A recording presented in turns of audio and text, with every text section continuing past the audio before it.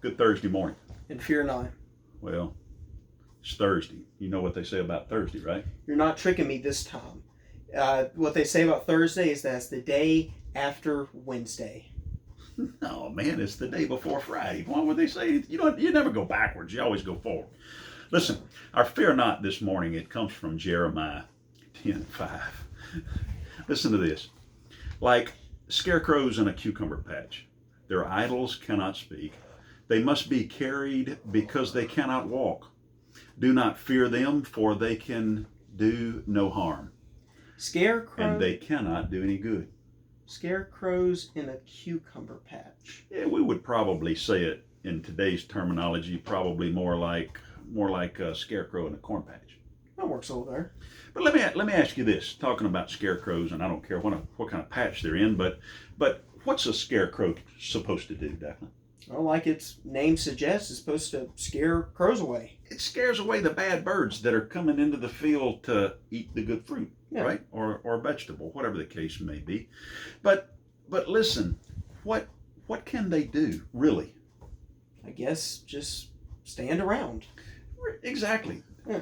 They really can't do anything. They're big and sometimes they look bad, and they're fancy dressed sticks. Yeah. Really and truly what they are. But listen, they can bring fear or scare. Especially in horror movies. I mean, when they just start like walking around. Yeah, but we're not talking about horror movies. We're talking Oh. about Jeremiah chapter 10. Focus, son, focus. Yeah. And listen, they can bring fear and they can scare, but that's really about all. There's no bite in their bark, is what I'm trying to say. And listen, that's what God's telling Israel. Listen, Israel at this point is surrounded. Judah is surrounded by idols that are all bark and no bite. Listen, they even have to, these idols, these little g gods, they have to be carried because they can't move on their own. Yeah, exactly. So a Listen, little cart. yeah. Oh, yeah. You got to. Yeah. You have to put on a little cart. If the cart breaks and it's like, oh, it's just got to stay there. Gonna have to stay there. They're gonna have to find somebody else to move him. Yeah. But listen, this is true about the idols of our world too. Listen, they're all bark, but they're no bite. They can't help us, truly help us in any way. Scripture says that they can do us no good. Now, what idols do we have in our world today? What is an idol? Well, it's just something that we put above God. I mean, Exactly. And it can be anything.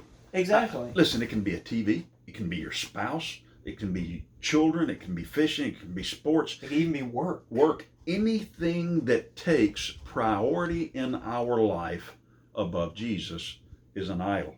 What we have to remember is that these idols, they can do us absolutely, positively no good. They can maybe make us feel good for just a minute. They can take our mind maybe for just a minute off of whatever problem that we have, but they can't help us. They can't do us any good. But let me tell you this, they can do us harm, because just like with that bark, when that dog barks and you see his teeth, it scares us. Yeah. So it can keep us away from God.